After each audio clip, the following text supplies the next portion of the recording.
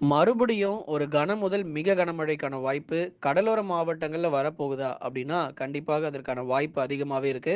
எந்தெந்த நாட்கள்ல நமக்கு இந்த மழை தீவிரமாகும்னு சொல்லி தான் நம்ம பார்க்க போறோம். நண்பர்களே மறக்காம நீங்க லைக் பண்ணுங்க, சப்ஸ்கிரைப் பண்ணி தொடர்ந்து சப்போர்ட் பண்ணுங்க. துல்லியமான வானிலை அறிக்கையை பெற்றுக்கொள்ளுங்க.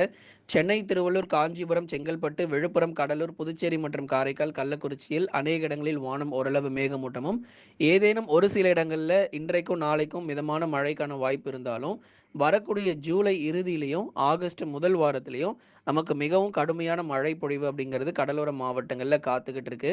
குறிப்பா சென்னை, திருவள்ளூர், காஞ்சிபுரம், செங்கல்பட்டு உள்ளிட்ட மாவட்டங்களில் அதிக அளவுல நமக்கு மழை பொழிவுகளை எதிர்பார்க்க போறோம். குறிப்பா இந்த ஜூலை இறுதியில நமக்கு அதிக அளவுல நமக்கு மழை தீவிரம் அப்படிங்கிறது கண்டிப்பாக இருக்கும். ஆகவே உஷாரா இருந்துக்கோங்க. வரக்கூடிய நாட்கள்ல எப்போது உங்களுக்கு கனமழை வரும் அப்படிங்கிற தகவலையும் இப்ப நம்ம சொல்லியாச்சு. ஆகவே கடலூர், விழுப்புரம், புதுச்சேரி, காரைக்கால், கள்ளக்குறிச்சி உள்ளிட்ட பகுதிகளிலுமே கூட பெரும்பாலான இடங்கள்ல வானம் ஓரளவு மேகமூட்டமும், பகல்ல வெயிலுடைய தீவிரம் காணப்பட்டு இருந்தாலும், அடுத்து வரக்கூடிய நாட்கள் அதாவது மாத இறுதியில மிதமான மழையானது இந்த பகுதிகளுக்கும் தொடர்ந்து நீடிக்கும்.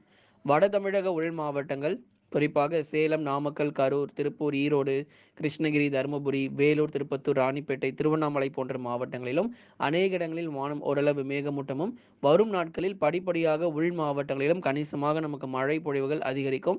ஒன்று மாலை நேரங்கள் அப்படி இல்லைன்னா இரவு நேரங்களில் மிதமான மழையானது பதிவாக வாய்ப்பு இருக்கு. ஆகவே வெயில் மட்டுமே நமக்கு எல்லா நாட்களும் இருக்க போறது கிடையாது. அதே போல எல்லா நாட்களும் நமக்கு மழையும் இருக்க போறது இல்ல. விட்டு விட்டு அவ்வப்போது நமக்கு மழை தீவிரமானாலும் பெய்ய வேண்டிய சரியான மழை பொழிவு இந்த வருடம் முழுவதுமாகவே எதிர்பார்க்கலாம். கூடுதல் மழையை நமக்கு பதிவாகிறது. ஏன்னா இந்த ஜூலை மாதத்துல ஒரு சில மாவட்டங்கள்ல பெய்ய வேண்டிய சராசரி மழையை விட அதிக அளவு கூடுதல் மழையே சில மாவட்டங்கள்லாம் கிடைச்சிருக்கு.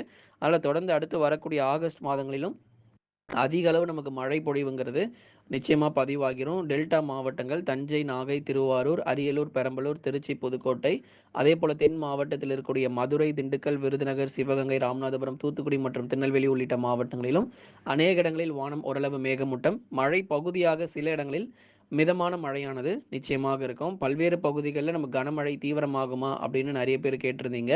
பல்வேறு பகுதிகளில் இந்த மாதம் இறுதியில தமிழ்நாடு முழுவதுமாகவே கனமழையானது ரொம்பவே வெளுத்து வாங்க வாய்ப்புகள் இருக்கிறது.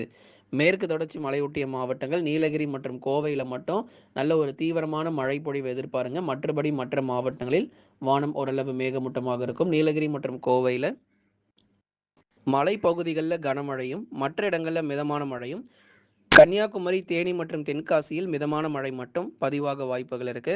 தொடர்ச்சியாக கர்நாடகாவில் பெய்து வரக்கூடிய தீவிரமான மழையின் காரணமாக மேட்டூருக்கு வரக்கூடிய நீரின் அளவும் கண்டிப்பாக அதிகரிக்கும். நண்பர்களே மறக்காம நீங்க லைக் பண்ணுங்க, சப்ஸ்கிரைப் பண்ணி தொடர்ந்து சப்போர்ட் பண்ணுங்க. துல்லியமான வானிலை அறிக்கைகளை பெற்றுக்கொள்ளுங்க.